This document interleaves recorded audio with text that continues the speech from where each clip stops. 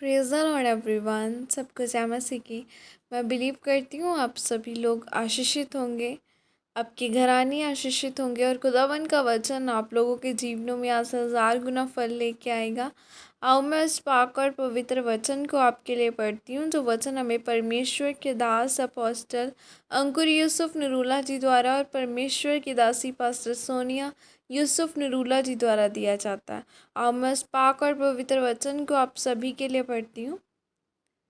वचन के परिवेश में रहें, जैसे कि पवित्र बाइबल भजन संहिता 107 की 20 आयत में लिखा है, वह अपने वचन के द्वारा उनको चंगा करता है और जिस गड्ढे में वे पड़े हैं उससे निकालता है। आमीन। मेरे प्रियो, बाइबल कहती है कि जितना आप वचन के अधीन में हैं और उसकी परिवेश सराउंडिंग्स में रहेंगे तो वह आपकी मदद करेगा। इसीलिए आपको वचन को पढ़ना भी है और सुनना भी है, और जो परमेश्वर आपको रीमा वचन देता है उसे आपको अपने घरों में लगाना है। अगर आपको अपने जीवन की परिस्थितियों पर वचन में से प्रार्थना करनी है, अगर आप यह नहीं जानते तो इसका मतलब आपकी स्थिति कमज़ोर है। जब मैं प्रार्थना करता हूँ तो मैं अपनी बाइबल के पीछे निजी प्रार्थना के विषय लिखता हूँ और उसी प्रार्थना के विषय पर प्रार्थना करता हूँ।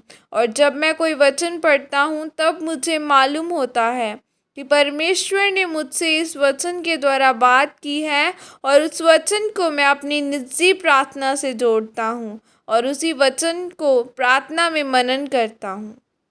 मेरे प्रियो, मसीही जीवन अंधविश्वास का मार्ग नहीं है, बल्कि यह एक संपूर्ण विश्वास का मार्ग है। इसमें आपको काम करना पड़ता है, आपको बुद्धि और समझ से प्रार्थना करनी पड़ती है। पौलुस ने कहा, तुम आत्मा से प्रार्थना करो और बुद्धि से भी प्रार्थना करो।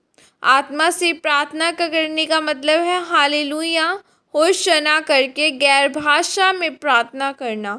बुद्धि से प्रार्थना करने का मतलब है अधिकार के साथ प्रार्थना करना, जैसे धर्मी का वंश बचाया जाएगा, या तुम सिर होंगे पूछ ना होंगे। ऐसी बहुत सी वाचाएं हैं जो परमेश्वर ने आपके साथ बांधी हैं, लेकिन यह तभी पूरी होंगी जब तक आप वचन से प्रार्थना नहीं करेंगे और उन वाचाओं को परमेश्वर को याद नहीं करवाएंगे। और बाइबल कहती है कि शैतान जब एक शरीर से निकलता है तो वह उसी शरीर में वापस जाने की सोचता है। आप सोच कर देखें, शैतान आपके शरीर को अपना घर समझता है। शैतान इतना ढीठ है कि वह परमेश्वर के घर को अपना घर कहता है और वापस आना चाहता है, और जब वह देखता है कि वह शरीर बिना प्रार्थना और वचन के है तो वह दोबारा उसी शरीर में आ जाता है और अपने साथ साथ बुरी आत्माओं को भी लेकर जाता है।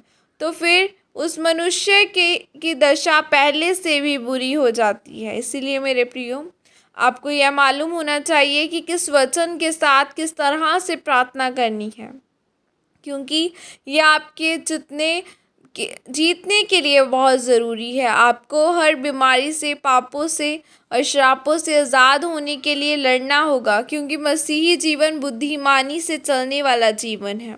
अगर आपके घर में गरीबी का, तलाक का श्राप है, तो आपको अपने बच्चों के नाम ऐसे रखने हैं जो व्यवहारिक आशीष वाले हैं हो, आर्थिक आशीष वाले हो। यह भी एक लड़ाई है, और यह बहुत कम लोग हैं जो इस आत्मिक चीज़ों को समझते हैं। आपका जीवन एक ऐसा घर है जिसे आप अपने हाथों से जैसा चाहे वैसा ही बना सकते हैं। इसीलिए आपको वचन के द्वारा, वचन के बीच से होकर चलना होगा, और तब ही आप आशीषित होंगे। आमीन। ये प्रार्थना आपके द्वारा की जाए। सर्वशक्तिमान परमेश्वर, इस वचन के लिए पिता, मैं आपका धन्यवाद करती हूँ और मैं यह प्रार्थना करती हूँ परमेश्वर कि मैं वचन के द्वारा प्रार्थना करूँगी, शैतान की योजनाओं को रद्द करूँगी और अपनी आशीषों को ग्रहण करूँगी। प्रभु यीशु मसीह के सामर्थ्य नाम में मांगती हूँ। आमीन आमीन। हालेलुया। आज आपको वचनों में से होकर प्रार्थना करनी है। अगर किसी का घर में कोई नहीं बचाया गया, कोई प्रभु में नहीं है, आपका विरोध हो रहा है, तो वचन का आपको अंगीकार करना है कि मसीह, बाइबल कहती है कि तू बच, तेरा घराना बचाया जाएगा। अगर कोई जादूने के नीचे है, दुष्ट आत्मा के नीचे है, तो अपने वचन अंगीकार करना है कि बाइबल में लिखा है कि याकूब के घराने में और मसीह के घराने में कोई मंत्र कार्य नहीं कर सकता। आप चाहे जितनी मर्जी गरीब हैं, आपको वचन अंगीकार करना है कि यहोवा के खोजियों को कोई घटी ना होगी। तो वो परमेश्वर, फिर आप जब उस खुदावन को प्रार्थना में वाचाएं याद दिलाते रहोगे, खुदावन तेरे वचन में यह लिखा है, तो मैं ये इसलिए यह मांग रहा हूँ, बाइबल में लिखा है मांगो तुम्हें दिया जाएगा। बताओ परमेश्वर को कि खुदावन तेरा वचन यह कहता है, मैंने तूने वाचा बांधी है कि सब कुछ चल जाएगा, लेकिन तेरा वचन न टलेगा। तो तेरे वचन यह कहता है, तेरा जो पाक कलाम है ये वो यह कहता है कि मैं अपने माता पिता की सेवा को करूँगा तो मेरी उम्र बढ़ेगी। तो परमेश्वर, जिस तरह मैं अपने माता पिता की सेवा करूँ तो मेरी उम्र को 100 साल और ज़्यादा बढ़ाना, मेरे जीवन को और ज़्यादा आशीषित करना। क्योंकि जब आप अपने पेरेंट्स की रिस्पेक्ट करते हैं, जब आप अपनी फैमिली को रिस्पेक्ट देते हैं, तो खुदावन आपकी प्रार्थनाओं को और करीबी से सुनता है। वो कितने कर्जफुल लोग हैं जो अपने पेरेंट्स की रिस्पेक्ट नहीं करते, वो कित कहाँ जाएंगे वो लोग। क्योंकि बाइबल में लिखा है, वचन भी यह कहता है कि पहला ही वचन है जो हमें आज्ञाएं दी गई हैं कि अपने पेरेंट्स की रिस्पेक्ट करनी है, उनका आदर करना है। लेकिन लोगों को यह वचन नॉर्मल लगता है, लेकिन जब आप पूरी तरह से कलाम पर, पाक कलाम पर चलेंगे तो खुदावन आपको ऊंचा करेगा। God bless you all, praise the Lord. जय मसीह की सबको।